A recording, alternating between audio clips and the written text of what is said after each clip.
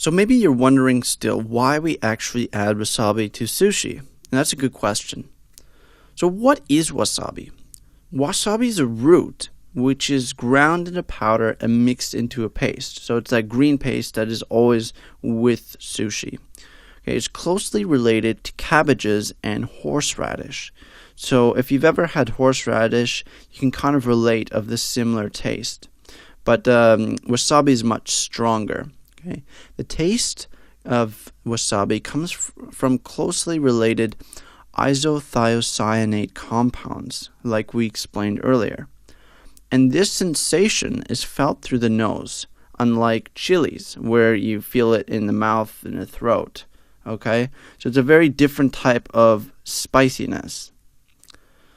What are the purposes and benefits of wasabi? So like we covered earlier, I'm just going to add on to this. Wasabi has very powerful components, okay? And these have been shown to fight off bacterial infections. So the reason why we add this, or what they used to add, is because raw fish, usually isn't always the cleanest, and there's always a risk of contamination and bacteria and anything on that. That's why they eat it with wasabi, because it kind of neutralizes those bacteria or any microbes that are on the raw fish, and it helps to fight that.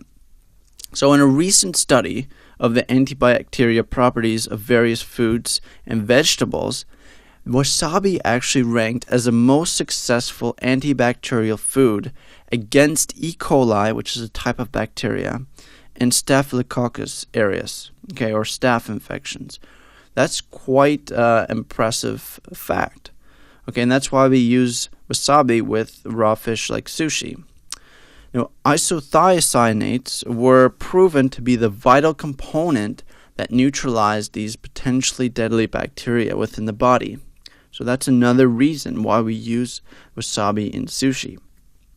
So how do you use wasabi? Well, there's a couple different ways you can use it. You can mix into your soy sauce for an extra kick. I usually do this. It's very delicious. You can also apply a very thin layer to the raw fish. Okay, and remember to use very sparingly because it's very strong. So start with a very small bit and then work your way up to the level that you want. Okay, so it wouldn't be wise to just try a lot because that can actually be very harmful. So that's why I have a slide here. So be aware that many companies actually create imitation wasabi. Okay, so this is the cheap kind that you find at cheap Japanese restaurants or in the stores. So you got to find some that are very high quality. Okay, and these are the genuine wasabi. Okay, so go to a real Japanese or Chinese store, ask them for the real genuine stuff.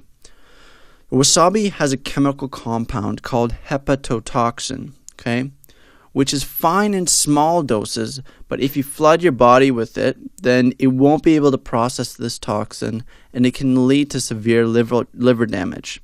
So it's interesting because earlier, it is beneficial to the liver, but if you eat way too much, then it can actually be damaging, just like any other food out there. Okay, so in moderation, it's actually healthy for you. If you eat too much, it's not. Okay, so start off with a very tiny amount and increase as needed. Okay, so just experiment with that. All right, so in the next video, I'll show you some of the benefits of ginger and why we actually use it.